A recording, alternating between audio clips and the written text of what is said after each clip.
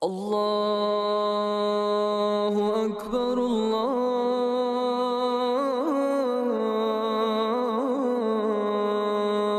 Akbar.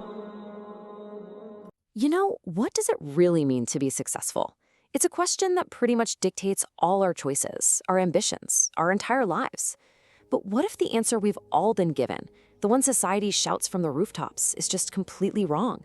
Today, we're going to explore a perspective that flips our whole definition of success right on its head. Just think about it for a second. When you hear that word success, what images pop into your head?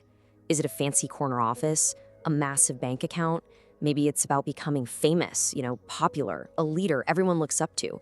These are the standards we're all taught to aim for, a lot of times without even thinking twice about them. But what if those standards, the very things so many of us spend our entire lives chasing, are actually just a distraction from what truly matters? Well, the perspective we're digging into today argues that this common idea of success isn't just a simple mistake. No, it's a powerful delusion. So let's unpack this idea, right? This success delusion. It's such a fascinating concept because it suggests that a whole lot of us are running a race without ever stopping to ask if we're even on the right track or if the finish line we're sprinting towards is even real. Society tells us that success is measurable, something you can literally count. It's the cash you pile up, the property you own, the size of your business. It's all about that external validation. You see it through fame, popularity, or being in a position of leadership. These become the yardsticks we use to measure a life. And here's the thing, this is the crucial point. Whatever you decide success means to you, that becomes the target for all your efforts. It dictates what you grind for day in and day out. Your concept of success literally determines your struggles. So if that concept is a delusion, what does that say about the struggle itself? To really see this idea in action, let's look at some historical figures who, by all worldly standards, were absolute titans of success. But from this alternative viewpoint, they're actually the ultimate cautionary tale. This presents a really stark, almost shocking contrast. On one side, you have figures like Karun, who was legendary for his unbelievable wealth, and then Pharaoh and Nimrod, who had absolute power.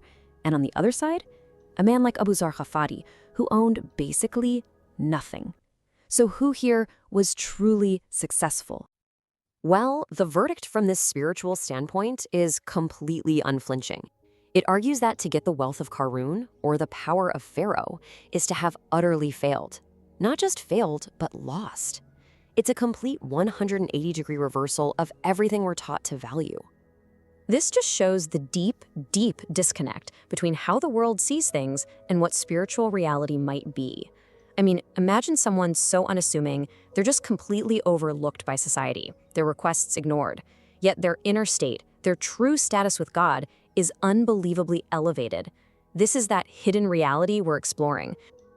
Okay, so if it's not wealth or power, then what is true success? The framework we're looking at suggests that genuine, lasting success is actually built on 4 very distinct pillars. Think of it like a foundation for a truly meaningful life. All right, here they are.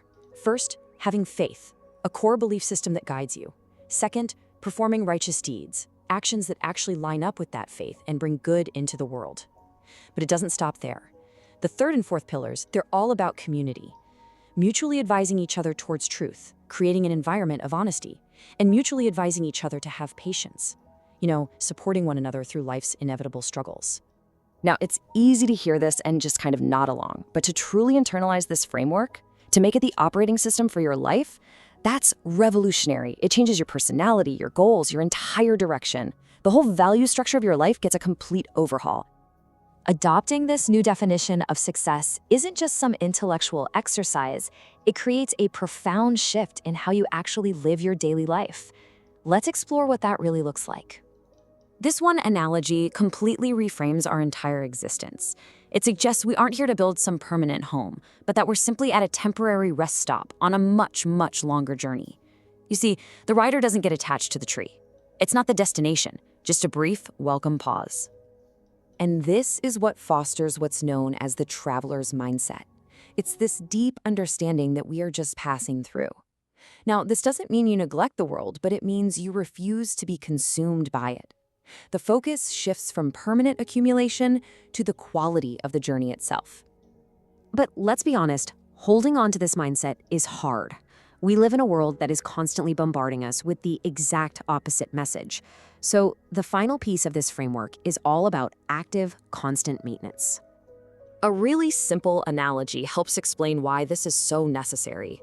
Just imagine walking through a snowstorm. Even if you try to avoid it, snow is going to pile up on your coat. You have to actively and continuously shake it off. And that's the point, isn't it? We are all affected by our environment.